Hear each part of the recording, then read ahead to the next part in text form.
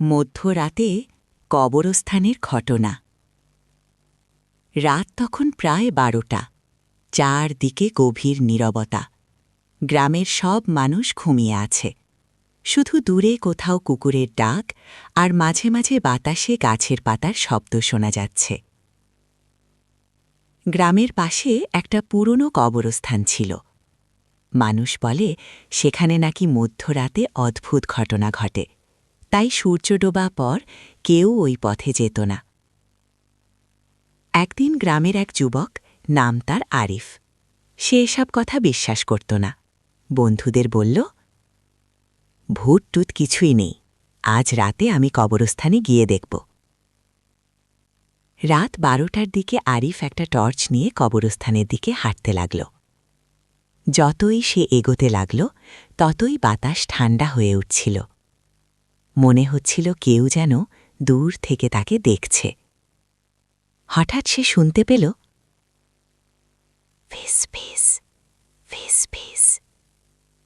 আরিফ থেমে গেল। চারদিকে টর্চের আলো ফেলল, কিন্তু কাউকে দেখা গেল না। সে একটু সামনে এগোতেই দেখল একটা পুরনো কবরের পাশে সাদা কাপড়ের মতো কিছু নড়ছে। তার বুক ধরফর করতে লাগল। হঠাৎই পিছন থেকে একটা গম্ভীর কণ্ঠ ভেসে এলো, কে সেখানে? আরিফ ঘুরে তাকাল, কিন্তু সেখানে কেউ নেই। ভয়ে তার হাত থেকে টর্চ পড়ে গেল।